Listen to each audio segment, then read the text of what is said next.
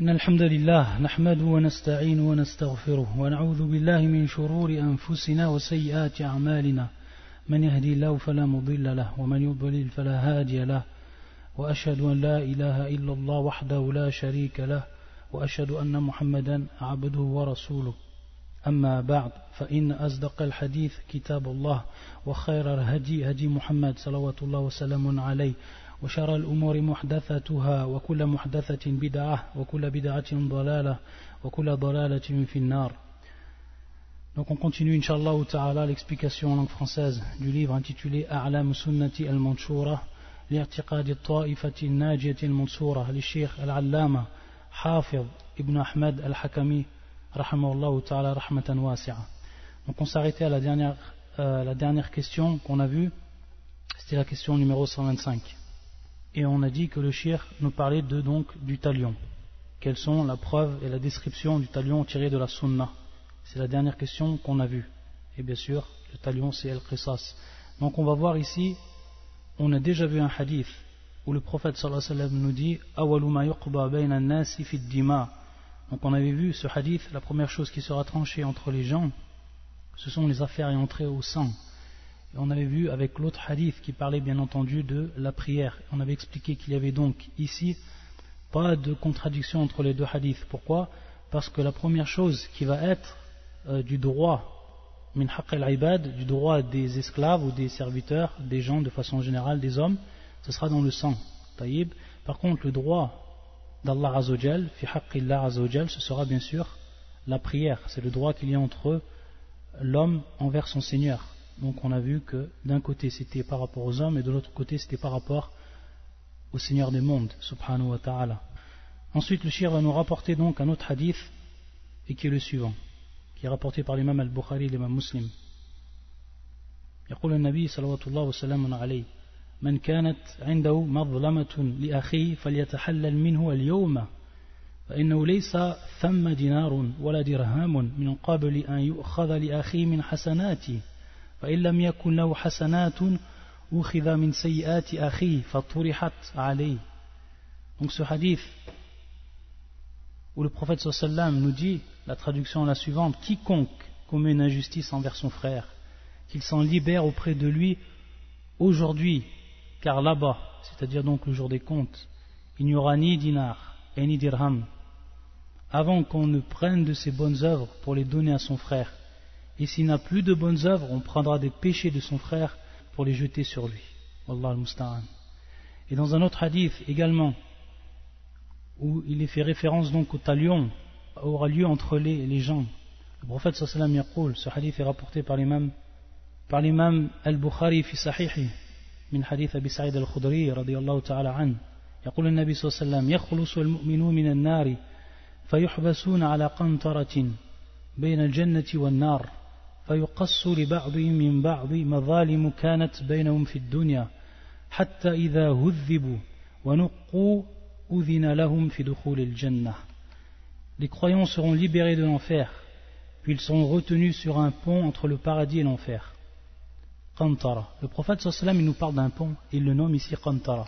Est-ce que c'est le même pont qu'on a déjà vu et qu'on a détaillé, qui s'appelle bien entendu As-Sirat, ou est-ce que c'est un autre pont? Taïb. Donc on finit de lire le hadith ou la traduction et ensuite on va revenir à cette question-là, sachant que les savants ont divergé. Donc les croyants seront libérés de l'enfer, puis ils seront retenus sur un pont entre le paradis et l'enfer, afin que s'exerce entre eux la loi du talion quant aux injustices qui ont eu lieu entre eux dans le bas monde. Lorsqu'ils seront débarrassés et purifiés, on leur autorisera l'entrée au paradis. On leur autorisera l'entrée au paradis à ce moment-là. Une fois qu'ils seront débarrassés et purifiés. Après donc qu'il ne reste plus rien entre les croyants. Tout ce qui s'est passé entre eux. Et tout ce qui a eu trait et qui a donné lieu au talion, alors, bien sûr, ce qui est propre aux injustices, alors il ne restera plus rien entre les croyants. Tous en seront débarrassés et purifiés. Pour revenir à la question ici, Dans le hadith, le prophète sallallahu alayhi wa sallam يقول فيحبسون على قنطرة بين الجنة والنار. Donc ils seront retenus sur un pont entre le paradis et l'enfer. Ce pont-là, est-ce que c'est le même pont qu'on a déjà vu qui s'appelle la Sirat, et où bien sûr les hommes vont passer, les musulmans vont passer, et ils vont passer bien entendu à une vitesse, comme on l'a déjà expliqué, qui sera relative à leur action qu'ils ont faite durant la vie d'ici-bas. Ça on l'a déjà expliqué et détaillé, cette question-là. Donc est-ce que c'est le même ou pas? Par rapport à cela, les savants divergent. Est-ce que c'est un pont qui vient en fait à la suite de As-Sirat, qui est en prolongement en fait de As-Sirat, de ce qu'on appelle As-Sirat? Donc il faut revenir bien sûr au terme arabe. Si on traduit au niveau de la langue française, Qantara, on va traduire par pont. As-Sirat également par pont. Taïb. Donc ici, il faut bien faire la différence entre les deux termes qui ont été employés par le prophète sallallahu alayhi wa sallam. Une fois il nous a dit Qantara, et une fois, dans les autres textes, c'est As-Sirat. Donc certains savants disent, donc il y a ici divergence, certains savants disent que c'est tout simplement un prolongement de As-Sirat, Taïb, où les croyants vont passer, et donc comme il est cité dans ce hadith, il va avoir en fait le talion entre eux, pour pouvoir débarrasser et purifier tout ce qu'il y a eu entre eux, qui est relatif aux injustices. Et d'autres savants disent que c'est en fait un pont qui est mustaqil, c'est-à-dire un pont à part, un autre pont, un deuxième pont en fait. Taïb. Et également les savants divergent, est-ce qu'il y a plusieurs ponts? Est-ce que le terme Qantara, qui représente donc le pont, qu'on dit, est-ce qu'il y en a plusieurs ou est-ce qu'il est un seul? Également ça c'est une question où les savants ont divergé. Pour ce qui est de est-ce que c'est un pont qui est différent ou est-ce que c'est un pont qui est bien sûr qui vient en prolongement, donc on voit qu'il y a une différence entre les savants, et certains savants ne font pas, ne tranchent pas, comme Ibn Hajar al-Asqalani fil Fath, il ne tranche pas en fait par rapport à cette question-là. Et pour savoir est-ce qu'il y a plusieurs ponts ou un seul pont, alors il faut savoir qu'il n'y a aucune preuve par rapport à cela. Il y a un hadith qui est venu, mais c'est un hadith qui est en fait da'if, hadith qui n'est pas authentique et qui est rapporté par l'imam al-Tabarani. Et à l'intérieur de ce hadith, il y a des rapporteurs qui sont considérés comme faibles, donc on ne peut accepter ce hadith. Et dans ce hadith, là où il est précisé qu'il y a sab'a qanatir, c'est-à-dire qu'il y a 7 ponts, et le hadith il est un peu plus long. Ala kulli hal, ce hadith n'est pas authentique. Et ce que rapportent les savants comme l'imam al-Bayhaqi, Safarini et d'autres savants encore, lorsqu'ils disent, où ils rapportent que certains savants ont dit qu'il y avait 7 ponts, peut-être en se basant par rapport à ce hadith. Ala kulli hal, il n'y a pas de preuves qui sont claires par rapport à cela. Que ce soit également l'imam al-Qurtubi qui dit Ruya an ba'd ahli al-ilm, c'est-à-dire il a été rapporté de certains gens de science qui ont dit qu'il y avait 7 ponts. Ala kulli hal, on voit ici dans le hadith du prophète sallallahu alayhi wa sallam qu'il cite un seul pont. Et c'est le hadith qui est authentique, qui nous est parvenu et qui est dans le Sahih al-Bukhari. Lorsqu'il dit le prophète sallallahu alayhi wa sallam فَيُحْبَسُونَ عَلَى قَنْطَرَةٍ بَيْنَ الْجَنَّةِ وَالنَّارِ, entre le paradis et le feu. Ensuite, une autre question également qui est propre au talion. Est-ce qu'il y a également, la loi du talion va-t-elle être appliquée également par rapport aux bêtes? Et est-ce que ces bêtes vont être d'abord assemblées, et est-ce qu'elles vont avoir, ou est-ce qu'on va être sujet, est-ce qu'elles vont subir la loi du talion? Par rapport à cela, le cheikh bien sûr n'a pas détaillé, car son livre, comme on le dit, il est succinct, c'est-à-dire qu'il est résumé, il ne rentre pas dans toutes les questions. Et donc il faut savoir qu'il y a en fait le rassemblement ce qu'on appelle al-Baha'im, qui est le pluriel de al-Bahima, qui sont en fait les bêtes de façon générale. Hashr al-Baha'im wa iqtisasu baynaha, et qu'il y a également la loi du talion qui va être faite sur ces bêtes. Par rapport aux preuves, pour ce qui est de leur rassemblement, le rassemblement des bêtes, al-Hashr, comme il y aura le rassemblement des hommes.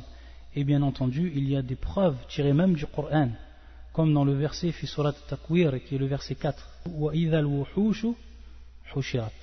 Et également fi surat al-An'am, qui est le verset 98, où Allah Azza wa Jalla yaqul wa ma min dabbatin fil ardi wa la ta'irin yutiru bi janahihi illa umamun amthalukum ma farratna fil kitabi min shay thumma ila rabbihim yuhsharun. Donc on voit ici qu'Allah Azza wa Jalla il dit ensuite thumma ila rabbihim yuhsharun, c'est-à-dire tout ce qui était cité auparavant. Et Allah Azzawajal cite ici toutes les bêtes. Toutes les bêtes, traduction du sens, nulle bête marche sur la terre, nul oiseau volant de ses ailes qui ne soit comme vous en communauté. Donc toutes les bêtes sont en communauté, vivent en communauté, comme les êtres humains. Nous n'avons rien omis d'écrire dans le livre, puis c'est vers leur Seigneur qu'ils sont ramenés. Puis c'est vers leur Seigneur qu'ils sont ramenés. Et ils traduisent par ramener. Et bien sûr le terme employé ici c'est yuhsharun, c'est-à-dire, c'est le hashr, c'est-à-dire, pour être plus précis, le rassemblement. Pour être plus précis, le rassemblement. Donc ça c'est des preuves du Coran, que les bêtes également vont être rassemblées comme les êtres humains. Et qu'ensuite également il va y avoir une loi du talion. Il va y avoir ici une loi du talion. Mais cette loi du talion, elle va être spéciale, et on va revenir sur la parole de l'imam An-Nawawi qui va nous expliquer quelle est la différence entre la loi du talion appliquée par rapport aux hommes et celle appliquée par rapport aux bêtes. La preuve de cela, il y a plusieurs hadiths, et un des hadiths qui est connu, c'est un hadith rapporté par l'imam Muslim dans son authentique, un hadith de Abu Hurairah radiyallahu ta'ala anhu. يقول النبي صلوات الله وسلام عليه لتؤدن الحقوق إلى أهلها يوم القيامة حتى يقاد للشاة الجلحاء من الشاة القرناء. Il nous dit le prophète sallam que tout le monde va rendre les droits à ses auteurs يوم القيامة. Et il nous dit jusqu'à que l'on fasse rivaliser le mouton, les shat al-jalha, et bien sûr al-jalha c'est allati la qarna laha. Al-jalha c'est celle qui n'a pas en fait de cornes, c'est celle qui n'a pas de cornes. Taïb min al-shat al-qarna. Al-qarna c'est celle bien sûr sahibatul qarn, c'est celle qui a une ou des cornes, qui a bien sûr des cornes. Et bien entendu cette vie d'ici, lorsqu'il y a eu un combat entre les deux, il y a une qui a été désavantagée par rapport à l'autre. Pourquoi? Parce que l'une avait des cornes et l'autre non. Donc elle a été désavantagée. Et dans l'Yawm al-Qiyamah, Allah Azzawajal, et ici, pourquoi cela est fait? Comme il est expliqué dans ce hadith, ou plutôt comme le prophète sallallahu alayhi wa sallam nous le dit, c'est-à-dire nous cite ce qui va arriver. Al-Hikmah fi dhalik, c'est-à-dire la sagesse, c'est en fait pour qu'Allah Azzawajal nous montre sa parfaite justice, subhanahu wa ta'ala, une justice qui va être parfaite, que rien va échapper, que tout sera écrit. Tout sera écrit, comme on l'a vu dans le verset. Nous n'avons rien omis d'écrire dans le livre. Rien du tout de ce qui s'est passé. Et donc, la justice parfaite d'Allah Azzawajal va toucher même ces bêtes-là. Et donc, Allah Azzawajal, Yawm al-Qiyamah, il les fera rivaliser. Pour qu'ensuite, donc, il y a un droit qui va être donné à celles qui étaient dans cette vie d'ici-bas sans cornes, contre celles qui avaient des cornes. Et il nous explique l'imam An-Nawawi, Laysa min qisas at-taklif, لأن لا تكليف عليها على البهائم. L'imam An-Nawawi nous explique ici que ce n'est pas une loi du talion qui est propre à une responsabilité. At-taklif, de façon générale, qu'on traduit par responsabilité, c'est-à-dire que les bêtes ne sont pas responsables de leurs actes. Et rien ne va engendrer, ne va faire suite à l'acte de la bête, que ce soit par rapport à la récompense et que ce soit par rapport au châtiment. La taklifa alayha, donc elles ne sont pas responsables par rapport à cela. Lakin qisas muqabala, on appelle cela qisas ou muqabala, c'est-à-dire c'est une compensation, ce qu'on pourrait traduire par loi du talion propre à la compensation. Qisas ou muqabala, ça c'est dans le droit et ça c'est dans le fihaq al-bahaim yawm al-qiyamah.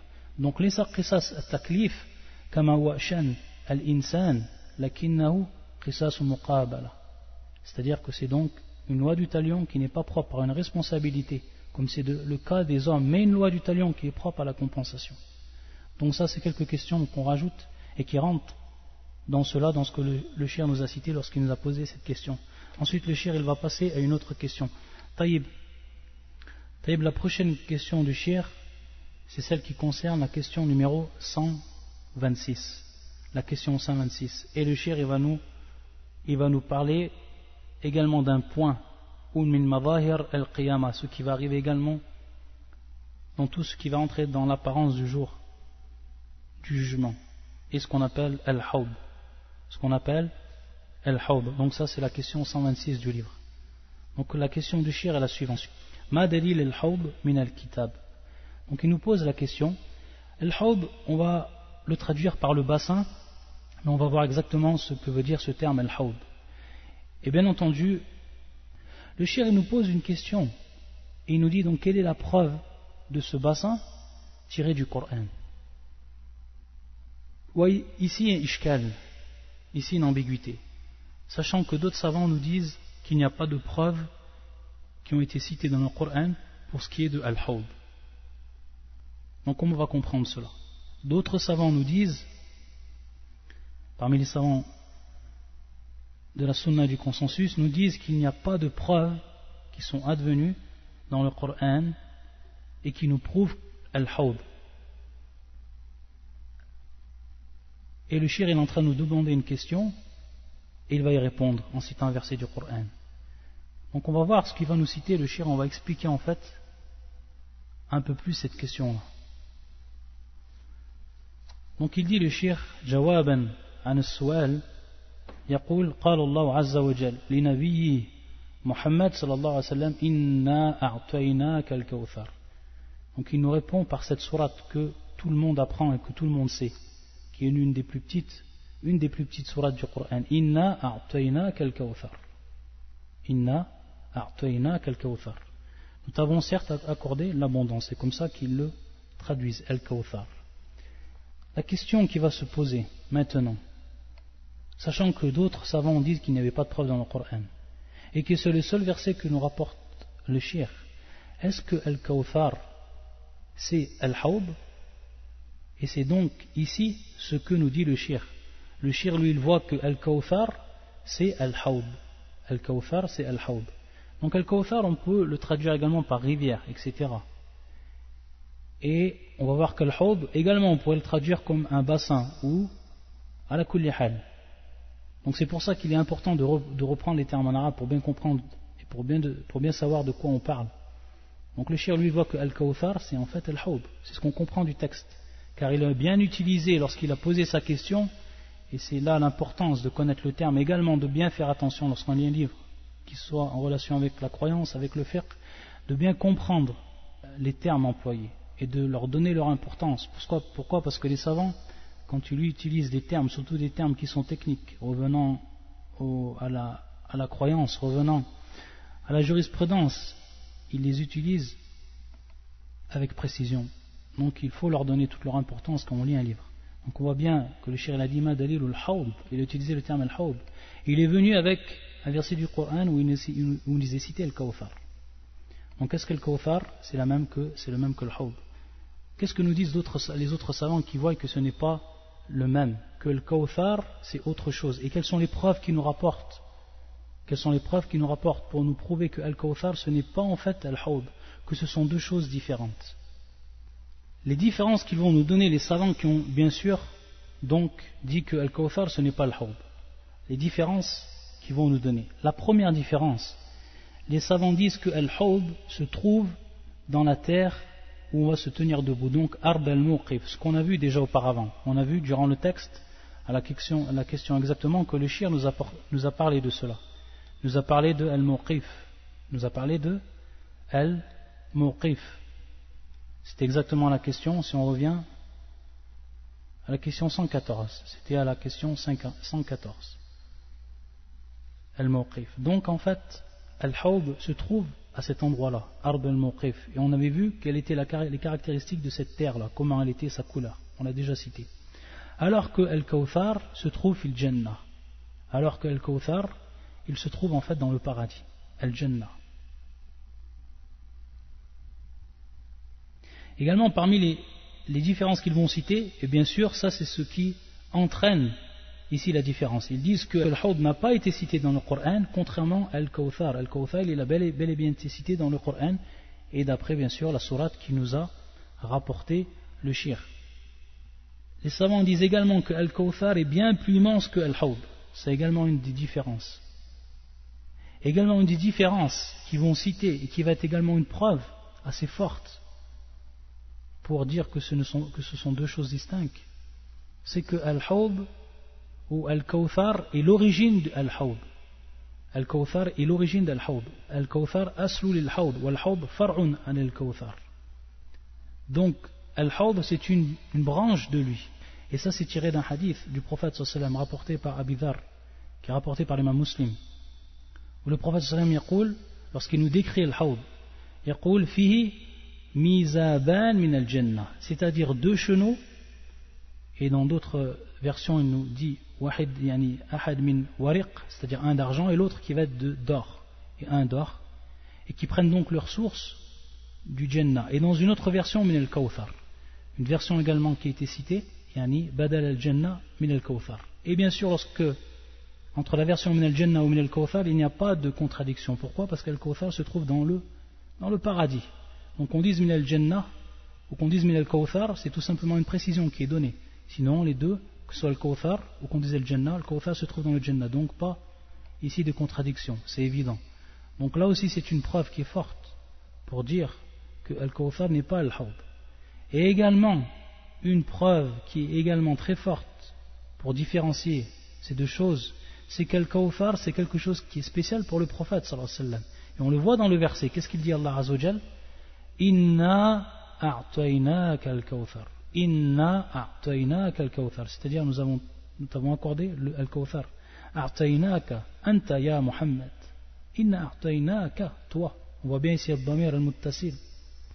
Alors que pour ce qui est de al-Hawd, c'est quelque chose qui va pas être spécial pour le prophète sallallahu alayhi wa sallam, mais pour tous les envoyés. C'est pour ça que le prophète sallallahu alayhi wa sallam nous rapporte dans un hadith qui est rapporté par l'imam al-Tirmidhi et qui est authentifié par l'imam al-Albani fil Mishkat ou également fil Sahiha, le silsilat hadith al-Sahiha. Le prophète sallallahu alayhi wa sallam nous dit dans ce hadith illa li kulli nabiyyin hawdan, c'est-à-dire il y aura pour chaque envoyé ce qu'on appelle donc hawd, un bassin. Alors que al-Kawthar c'est quelque chose qui était spécial pour le prophète dans ce verset. Ça aussi c'est une preuve qui est assez claire pour différencier les deux. Et la suite du hadith wa innahum yatabahawun ayyuhum aktharu waridatan wa inni arju an akuna aktharahum waridatan. Il dit ensuite le prophète sallallahu alayhi wa sallam et il, c'est-à-dire les envoyés, se concurrencent pour savoir ou pour que le plus de gens viennent donc à ce bassin. On va voir donc bien entendu après que les gens vont venir, c'est-à-dire de chaque communauté ceux qui auront suivi leurs prophètes vont venir à ce bassin. Et donc ici ils se concurrencent en espérant que chacun il aura le plus de personnes qui vont venir à son propre bassin, c'est-à-dire le bassin de chaque envoyé. Et le prophète sallallahu alayhi wa sallam il dit wa inni arju an akuna aktharahum waridatan, et j'espère, il dit le prophète, que je serai celui dont le plus de gens, entre parenthèses warida, sont qui vont donc advenir, ceux qui vont se présenter à ce hawd. Et on va voir que d'autres vont être éloignés. Et on va revenir également sur cette question très importante.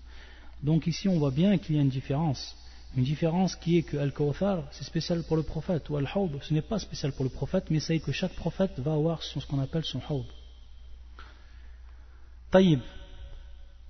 Donc si on revient à l'avis de beaucoup de savants, on va voir donc qu'il n'y a pas de preuve à partir du Coran, sachant ici que la preuve est annulée si on sait qu'il y a une différence entre le Kawthar ou al-Hawd.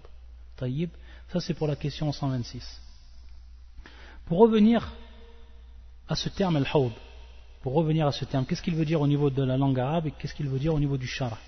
Donc on a vu que le procédé qu'on a employé et la méthode qu'on a employée durant tous les cours, c'est qu'à chaque fois un terme qui est important et qui rentre dans la croyance, comme ici al-Hawd, alors il faut savoir qu'on donne toujours son explication au niveau de la langue arabe pour savoir d'où il vient, et également au niveau du shara, au niveau de la législation.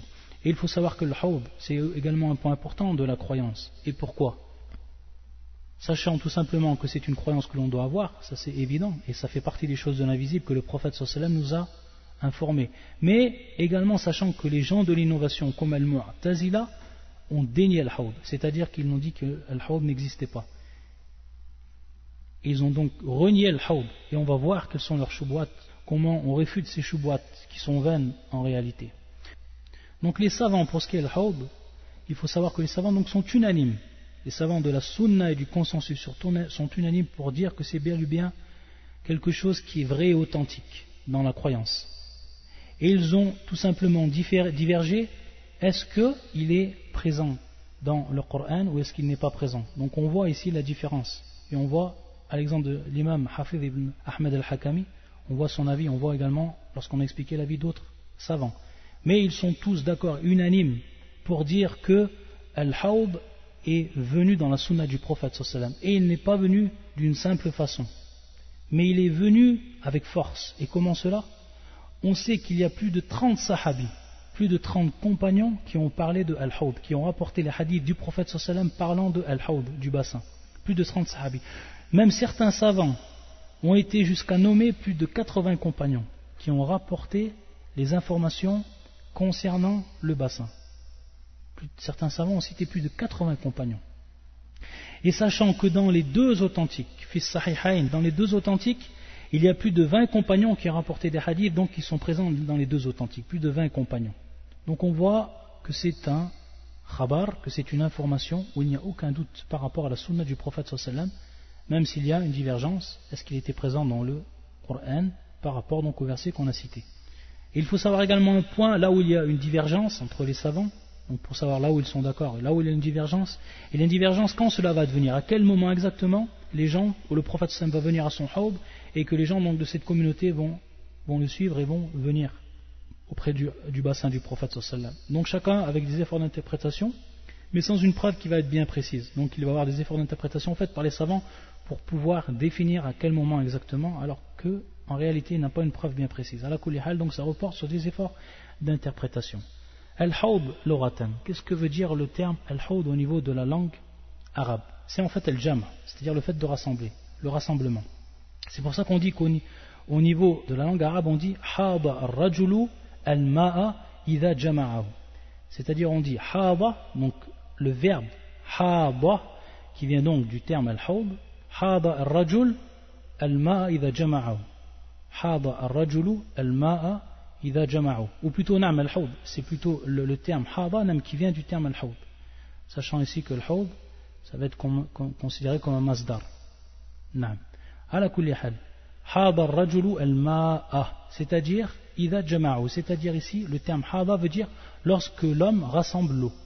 Lorsqu'il la rassemble par exemple dans un seau, etc. Donc on emploie le terme Hada pour savoir en fait que c'est l'action de rassembler. Et au niveau du shar, au niveau de la législation, Majma'u ma'in 'azim yada'u Allahu 'azza wa jalla fi 'arasati al-qiyamati yaridu al-mu'minun. Taïb. Majma'u ma'in 'azim, c'est-à-dire que c'est un ensemble d'eau ou un endroit où est rassemblé beaucoup d'eau. Beaucoup d'eau. On va revenir sur la distance. De ce Al-Hawd. Allah Azza wa Jal yada'u Allahu Azza wa Jal fi 'arasati al-qiyamah. Fi 'arasat, donc Allah Azza wa Jal le place où fi 'arasati al-qiyamah, c'est-à-dire Arasat, lorsque les savants prennent ce terme, c'est le pluriel de Arasa. Et c'est en fait al-ard al-wasi'a, c'est-à-dire donc une terre qui est wasi'a, qui est très grande, qui est très large, qui est très spacieuse. Ça, c'est ce qu'on appelle le terme Arsa. C'est pour ça qu'ils disent fi Arasat il-Qiyamah. C'est-à-dire donc au moment où, dans les grands espaces du jour de la résurrection. Donc, Majma'u ma'in 'azim yada'u Allah Azza wa Jal fi Arasat il-Qiyamah yaridu al-mu'minun. C'est-à-dire que vont s'y présenter les croyants. Ça, c'est une définition qui est donnée par les savants pour définir Al-Hawd au niveau de la religion. Majma'u ma'in 'azim yada'u Allah Azza wa Jal fi Arasat il-Qiyamati yaridu al-mu'minun. Maintenant, quelles sont les caractéristiques de Al-Hawd? Il faut savoir donc, comme on l'a vu, il y a beaucoup de hadiths qui sont venus où le prophète sallallahu alayhi wa sallam nous décrit Al-Hawd. Beaucoup de hadiths. Parmi ce qu'on a décrit, bien entendu, qu'il avait donc deux chenaux qui prenaient leur source dans le paradis, ou qui venaient du Al-Kawthar, comme on l'a vu. Un qui était d'argent et un qui était d'or. Et qui donc va reverser cette eau. Qui va reverser donc l'eau dans ce bassin, lorsqu'on dit bien sûr Al-Hawd. Il faut savoir que par rapport à sa longueur et sa largeur, il a devenu des hadiths du prophète sallam qui nous disent que Tuluhu masirat al-shahr wa arduhu masirat al-shahr, c'est-à-dire que sa longueur est équivalent à un mois de parcours. On dit un mois de parcours, pourquoi? Parce que ici il n'est pas précisé est-ce que c'est à pied ou autre. Masirat al-shahr, c'est-à-dire un mois de parcours. Donc sa longueur est un mois de parcours et également sa largeur est un mois de parcours. Donc on en déduit qu'il est carré. On en déduit qu'il est carré, murabba'. Il est murabba'. Donc il est carré. Pourquoi? Parce que sa longueur et sa largeur sont de même distance. Zawayahu sawa. Ça aussi c'est une autre preuve. C'est-à-dire que ses côtés sont égaux, nous dit le prophète sallallahu alayhi wa sallam. Donc il nous a donné de grandes précisions, le prophète sallallahu alayhi par rapport à l'hawd. Donc ce qui vient renforcer qui murabba' al-shakl, qu'il est donc de forme carrée et non rectangulaire. Ma'u abyadu min al-laban, c'est-à-dire son eau est blanc de lait. Son eau est blanc de lait. Ma'u ahla min al-asal, c'est-à-dire que son eau est plus savoureuse que le miel. Wa rihuhu atyabu min rih al-misk, son odeur est meilleure que celui du musc. Man shariba minhu lam yadhma abadan, lam yadhma abadan, c'est-à-dire celui qui boit ne sera plus jamais assoiffé. Celui qui boit de lui, de l'eau donc, de ce bassin, il ne sera plus jamais assoiffé. Abariqahu, anna abariqahu, wa fi riwayatin aniyatahu, adad min nujum as-sama. C'est-à-dire que ces cruches ou ces récipients, on voit qu'il y a des versions qui disent aniya, on voit également abariqa, abariqa, qui sont bien sûr les cruches, qu'on traduit également par les cruches, aniya, qu'on traduit par récipient, ala kulli hal. Ces cruches, ces récipients et également le shir, lorsqu'il va nous en parler, on va revenir par rapport aux preuves qu'il nous a données et qui sont présents également dans la sunna. Lui, il nous a rapporté le terme wakizanuhu kanujum as-sama, wakizanu. Donc ces trois termes qui sont apparus pour donc définir récipient cruche, c'est-à-dire avec lesquels on va pouvoir remplir l'eau de ce bassin et pour boire. Et il nous dit qu'elles sont du nombre des étoiles du ciel, qu'elles sont au nombre des étoiles du ciel, donc beaucoup, beaucoup. Regardez, ces récipients, ces cruches sont au nombre des étoiles du ciel. Et il est même advenu dans une autre version du prophète sallam authentique, aktharu min nujum as-sama, encore plus nombreuses que les étoiles du ciel. Allahu Akbar. Pour ce qui est de la distance, il faut savoir également qu'il y a eu beaucoup de versions qui sont venues pour désigner la distance d'Al-Hawd. Beaucoup de versions. Pour définir en fait. Et on a vu qu'il y a une définition par rapport à une échelle. Et l'échelle ici employée, c'est par rapport à Masirat al-Shar, ce qu'on traverse en un mois. Mais bien entendu, il n'est pas précisé, est-ce que c'est à pied, à chameau, etc. Et dans d'autres versions, le prophète sallam nous donne plus de détails, ou plutôt il nous précise et il nous donne une approximation en nous citant des villes. Et il nous a donné plusieurs villes, le prophète sallam, c'est-à-dire qu'il y a beaucoup de versions, exactement 12 versions. Plus de 12 versions, le prophète sallam, à chaque fois, il va nous indiquer la distance qui se trouve entre une ville et une autre ville. Il va prendre le prophète sallam comme exemple de Sana'a ila al-Medina. Sana'a ila al-Medina, donc la ville qui se trouve à Sana'a, que tout le monde connaît au Yémen, jusqu'à al-Medina. La distance entre ces deux, ce sera donc la distance al-Hawd. Également, dans une des versions, Mecca ila Amman, Kadalik Ayla ila Amman. Également dans une autre version, Min al-Ka'ba ila Bayt al-Maqdis. Taïb. Et donc la version qu'on a vue également, Toulou Masiratu Shar. Taïb. Et donc encore d'autres versions. On a dit qu'il y avait 12 versions. Par rapport à cela, les savants ont divergé. Pourquoi le prophète sallallahu alayhi wa sallam ici nous rapporte différentes versions qui sont donc différentes par rapport à la citation de la ville? Il a cité plusieurs villes, le prophète sallallahu alayhi wa sallam. Certains savants disent qu'il y a une différence entre le prophète sallallahu alayhi wa sallam lorsqu'il a cité ces différentes villes pour nous faire montrer la différence qu'il y avait entre la longueur et la largeur. Et ça c'est une interprétation qui est fausse, que certains savants disent et qui est fausse. Pourquoi? Parce qu'on a vu de manière claire et nette que sa longueur était égale à sa largeur, murabba', carré. D'autres disent, et ça c'est l'avis de Ibn Hajar al-Asqalani, qui est un bon avis, c'est-à-dire un avis qui est tout à fait plausible. Il dit que les différences en tenant compte du déplacement de la personne, c'est-à-dire qu'est-ce que la personne peut-être va être à pied, va être à chameau, etc. Donc, plus la personne, pour ce qui est du déplacement rapide, le prophète sallam va nous donner une approximation de la longueur qu'il y a entre deux villes plus grande, lorsque le déplacement est plus rapide. Et lorsque le déplacement va être plus lent, alors il va prendre distance qui va être plus petite, c'est-à-dire une distance entre deux villes qui va être plus petite, bien entendu. Lorsque la personne se déplace rapidement, elle va parcourir une plus grande distance, donc il faut que la distance soit plus grande. Et lorsqu'il est lent, il faut que cette distance soit plus courte, pour qu'en fait toutes les distances reviennent à une seule distance en fonction de la rapidité du déplacement de la personne. Ça c'est l'avis de Ibn Hajar, qu'il nous a donné par rapport à cette question-là. Et d'autres savants disent que, en fait, le prophète sallallahu alayhi wa sallam a donné une idée à chaque peuple. Ceux qui vivaient au Yémen, ceux qui vivaient à la Mecque, ceux qui vivaient en Jordanie, ceux qui vivaient en Palestine, etc. Il leur a donné tous, en fait, une idée. Donc ce n'est pas une précision totale, c'est-à-dire exactement le masafa, c'est-à-dire exactement la longueur, mais le prophète sallallahu alayhi wa sallam a donné une bab taqrib, c'est-à-dire de rapprochement, pour qu'il fasse comprendre aux gens la grande distance qu'il y a entre les deux. Et donc il a utilisé, le prophète sallallahu alayhi wa sallam, à chaque fois, ce qui correspondait à la ville, aux villes de chaque peuple, comme c'est le cas de San'a, de Mecca, de Amman, Al-Medina, Al-Kaaba, Al-Bayt al-Maqdis, Taïb. Ça aussi c'est un avis qui a été donné par les savants. Et d'autres savants également nous disent qu'Allah Azza wa Jal lui a offert au départ une distance. Et de par sa grâce, il a agrandi la distance de son Hawd. Il a augmenté sa distance. Ça aussi c'est un avis de certains savants. Et le dernier avis, ça c'est l'avis des gens de l'innovation. Et on va prendre cet avis, pourquoi? Parce qu'on va continuer après sur une autre question, pour savoir quels seraient les gens qui vont être écartés de Al-Hawd.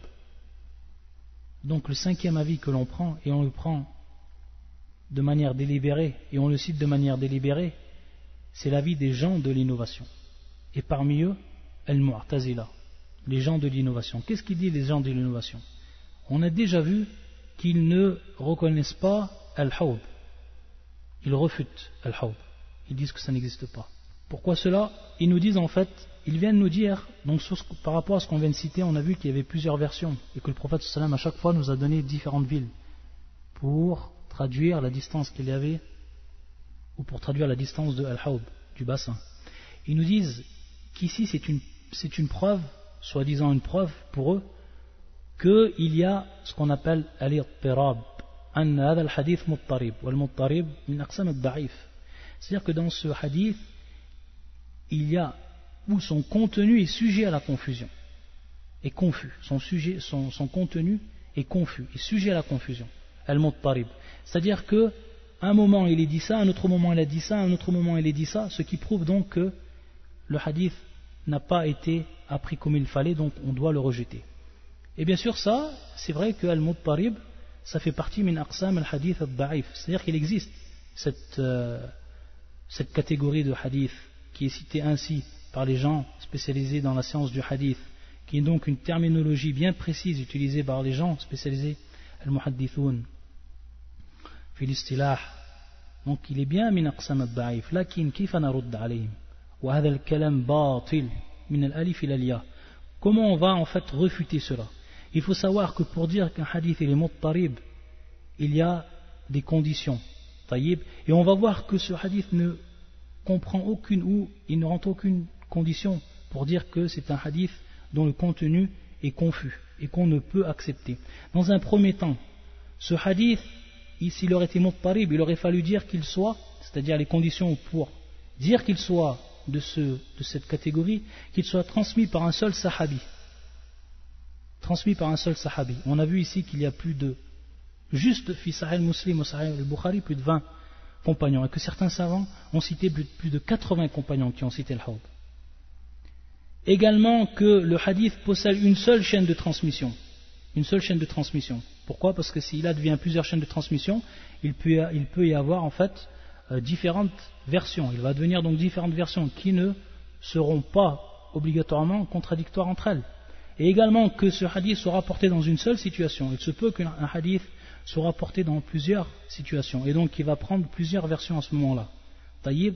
Et tout ceci, on voit que ce n'est absolument pas présent dans les hadiths qui sont relatifs à al-Hawd. Bien au contraire.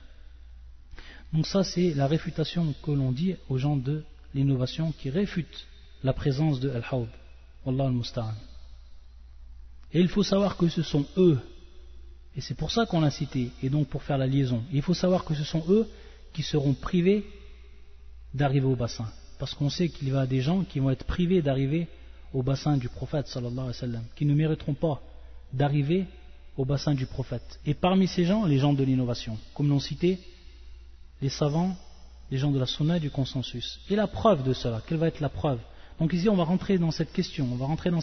On sait qu'il y a des gens qui vont être détournés de Al-Hawd, comme cela a été prouvé dans la sunna du prophète sallallahu alayhi wa sallam, Dans ce hadith qui nous est rapporté par Anas, muttafaqun alayh, rapporté par l'imam al-Bukhari, l'imam Muslim, où le prophète sallallahu alayhi wa alihi wa sallam يقول لا يردن علي ناس من أصحابي الحوض حتى عرفتهم اختلجوا دوني فأقول أصحابي فيقول لا تدري ما أحدث بعدك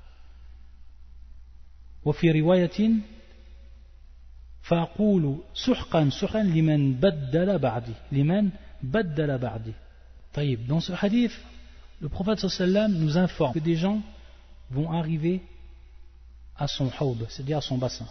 La yaridanna alayya nasu min ashabi, et qui font partie de ses compagnons, min ashabi.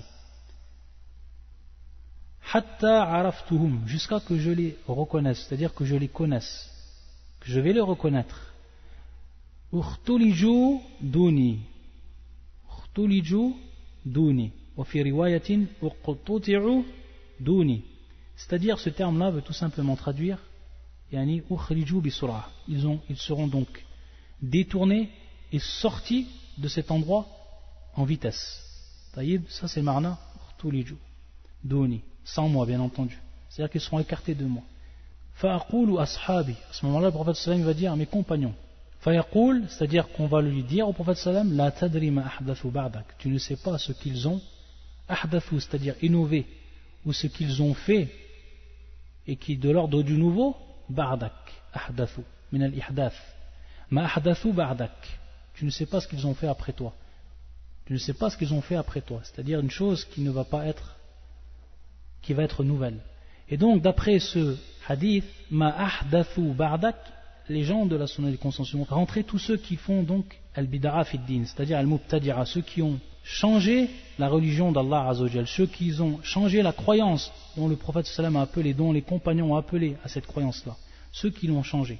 Taïb. Et c'est pour ça que dans l'autre version, qui est rapportée par l'imam Bukhari et d'autres, fa'aqulu, le prophète sallam à ce moment-là il va dire suhqan yani bu'dan, c'est-à-dire écartez-vous de moi, yani loin de moi. Le prophète sallam leur dit loin de moi. Fa'aqulu suhqan liman baddala ba'di, pour ceux qui ont changé après moi. C'est-à-dire qu'ils ont changé quoi? Liman baddala ba'di, qu'ils ont changé ma religion, qu'ils ont changé ma croyance, qui sont donc venus avec des innovations. Donc c'est pour ça que beaucoup de savants ont dit que les gens de l'innovation vont rentrer dans cela. Et parmi ashaddu min ahli al-bid'ah, parmi ceux les plus pires des gens de l'innovation, on sait al-mu'tazila, al-jahmiya, al-khawarij, al-rawafid, etc. Donc ils rentrent dans cela. Taïb, ils rentrent dans ce hadith. Pourquoi? Parce qu'ils rentrent dans ceux qui ont baddala ba'di et dans ceux qui ont ahdathu ba'dak, comme cela est venu dans ces versions. Taïb, ici l'ishkal, lorsque on voit que le prophète sallallahu alayhi wa sallam nous dit min ashabi, parmi mes compagnons, c'est-à-dire min ashabi, parmi mes compagnons. Ici, min litab'id, min ashabi, min mitab'id, walisa al-bayan. Donc on voit un peu également ici ce qu'on peut profiter des cours qu'on a déjà fait par rapport à min kunuz al-Qur'an et de comprendre la langue arabe et de connaître la précision par rapport aux particules. Donc min ashabi, al-min hunak litab'id, c'est-à-dire parmi mes compagnons, et pas tous mes compagnons, parmi mes compagnons. Les savants ici vont nous expliquer que ce sont ceux, bien entendu, qui se sont détournés et ont apostasié après que le prophète sallallahu alayhi wa sallam soit mort. Et ils ont été nombreux, et on le sait que des tribus ont apostasé après. Et c'est pour ça que Abu Bakr les a combattus, fi hurub al-ridda, lorsque Abu Bakr les a combattus pour qu'ils reviennent à la religion, lorsqu'ils n'ont pas voulu donner à zakat, etc. Donc ces gens-là sont apostasés, se sont détournés. C'est pour cela que Abu Bakr, radiyallahu ta'ala anhu, les a combattus. Taïb. Et c'est pour ça qu'on voit, dans certaines versions également, irtaddu ba'dak ala adbarihim, c'est-à-dire qu'ils se sont détournés. Ils ont fait apostasie après toi. Ils sont détournés. Taïb, comme dans une version de l'imam al-Bukhari. Donc pour ce qui est de ashabi, pour ce qui est des compagnons, ce sont ceux donc qui ont ensuite apostasié, comme ça a été le cas de beaucoup de tribus, et ce sont eux-mêmes que Abu Bakr a combattu. Et bien entendu ici, on va voir al-khubth, c'est-à-dire on va voir le mal de certaines personnes, et on va bien sûr tout de suite penser à rawafid, ceux qui ont alladhina kaffaru ashab an-nabi sallallahu alayhi wa sallam, ceux qui ont traité d'apostasie, qu'ils ont dit que tous les compagnons, ou presque tous, avaient apostasié. Donc ils vont se baser sur ce hadith-là. Donc on leur répond par rapport à ce hadith parce qu'on a répondu que c'est dans le cas des gens qui sont détournés ensuite de la religion. Pourquoi? Parce que dans les différentes versions, c'est apparu de façon claire. Irtaddu ba'dak ala adbarim, c'est-à-dire ils se sont détournés après toi. Ils sont détournés sur leurs talons. Ici, bien sûr, pour nous expliquer qu'ils ont apostasé, ils sont détournés de la religion ensuite. Et comment on répond également aux Rawafid? Tout simplement, on leur dit que comment vous prenez ce hadith-là et vous délaissez tous les textes qui sont venus dans le Coran et dans le Sunna, où Allah Azza wa Jalla lui-même a fait l'éloge des compagnons, et où le prophète sallallahu alayhi wa sallam nous a interdit d'insulter et a fait l'éloge de ses compagnons. Comment vous délaissez ça et vous prenez ça? Ça prouve al-khubf, ça prouve en fait le mal de leur cœur. Wallah al-musta'an. Ils prennent en fait ce hadith-là et ils vont délaisser tout le reste, alors que ce hadith-là il est clair. Ma ahdathu ba'dak wa liman baddala ba'di, il est clair que c'est pour des gens bien précis, alors que les compagnons du prophète sallallahu alayhi wa sallam, ils sont restés ensuite sur le droit chemin, et la preuve en est du Coran et des autres hadiths du prophète sallallahu alayhi wa sallam. Et autre chose également, on leur dit comment vous maintenant vous revenez à un hadith qui est rapporté par l'imam al-Bukhari alors que vous rejetez tous les livres de la sunna qui ont été rapportés par les gens de la sunna et du consensus. Donc vous prenez juste que ce qui vous arrange dans votre hawa, c'est-à-dire dans votre passion. Ça c'est le cas toujours des al-mubtadi'a, c'est le cas des innovateurs. Wallah al-musta'an, c'est-à-dire qu'ils délaissent les textes qui sont clairs. Taïb. Donc le cheikh nous a demandé ensuite les preuves de la sunna. Lorsqu'il a dit le cheikh, donc on est toujours fil haub, lorsqu'il nous dit ma dalilu dhalika wa sifatu min as-sunnah, c'est-à-dire quelles en sont les preuves et la description tirée de la sunna. Donc le cheikh nous dit qu'il y a beaucoup de hadiths. Fi ahadithun kathira balagat mablagh at-tawatur. Minha qawluhu sallallahu alayhi wa sallam ana faratukum ala al-hawd. Je suis votre devancier au bassin. Naam, rapporté par l'imam Bukhari et l'imam Muslim, min hadith ibn Mas'ud. Ana faratukum ala al-hawd. Yani je suis votre devancier au bassin. C'est le premier qui arrivera, le prophète sallam bien sûr, à son bassin, à son propre bassin. Taïb, ça c'est un hadith qui nous cite le shir, donc pour nous parler de al-hawd et qui nous prouve al-hawd. Et ensuite il va nous donner encore d'autres hadiths qui nous donnent certaines caractéristiques de al-hawd et on les a vus en détail. Ensuite il nous rapporte un deuxième hadith qui est rapporté également par l'imam al-Bukhari et l'imam Muslim. Inni faralakum wa inni shahidun alaykum wa inni wallahi la anzur ila hawdi al-an. Je suis votre devancier, bien sûr au bassin, c'est-à-dire fil hawd. Et je suis témoin contre vous. Par Allah, je regarde mon bassin en ce moment même. Donc ça, bien sûr, Allah Azza wa Jalla l'a fait voir au prophète sallallahu alayhi wa sallam, l'invisible. Et il l'a vu de ses propres yeux, le prophète sallallahu alayhi wa sallam. Également, l'autre hadith qui nous rapporte, le shir, hadith qui est rapporté également par l'imam al-Bukhari, l'imam Muslim, hadith Abdullah ibn Amr. Hawdi masiratu shahrin. Donc on a vu. C'est-à-dire, mon bassin est de la longueur d'un mois de marche. Donc, qu'on dise de marche, ici, certains le traduisent de marche, mais bien entendu on dit masiratu shahrin et il n'est pas précisé. Ma'u abyadu min al-laban, son eau est plus blanche que le lait. Wa rihu atyabu min al-misk, son odeur est meilleure que le musc. Wa kizanu kanujum as-sama, et ses cruchons sont tels les étoiles du ciel. Man shariba minhu fala yadhma'u abadan, celui qui en boira n'aura plus jamais soif. Donc on retrouve les caractéristiques qu'on a déjà citées dans ce hadith. Et également un autre hadith qui nous cite le shir et qui est rapporté par l'imam Bukhari, min hadith Anas ibn Malik. Ataytu ala nahrin hafatahu qibab lu'lu al-mujawwaf. فقلت ما هذا يا جبريل قال هذا الكوثر. طيب. Donc ici le shir il va nous rapporter un hadith qui est propre au Kawthar. Pourquoi? Parce que lui il voit bien entendu, ça c'est suivant son avis, vu qu'il a cité qu'il n'y avait que al-hawd c'était le Kawthar et on a expliqué nous la différence. Donc il va nous rapporter un hadith qui est propre al-Kawthar, qui est propre en fait à la rivière, et lui il va bien sûr l'attribuer au hawd, vu qu'il a dit qu'il n'y avait pas de différence. Et donc cette question là on l'a déjà vue. Donc à la kulli hal on cite ce que nous a cité le shir. Et donc le sens c'est le suivant: je suis parvenu à une rivière dont les deux rives sont des dômes de perles creuses. Puis j'ai demandé qu'est-ce que c'est ô Jibril. Il a répondu c'est Al-Kawthar. C'est Al-Kawthar. Ça c'est fil Jannah, c'est-à-dire dans le paradis, parce qu'on sait qu'Al-Kawthar c'est fil Jannah. Voilà donc pour ce qui nous a rapporté le shir. Ensuite il va nous parler, on va rentrer dans un chapitre également qui est important, c'est-à-dire qui repose sur l'iman bil jannati wan nar, c'est-à-dire la foi au paradis et à l'enfer. Et c'est ce qu'on verra plus tard, Inch'Allah ta'ala. Subhanaka Allahumma bihamdika. Ashhadu an la ilaha illa anta. Astaghfiruka wa atubu ilayk.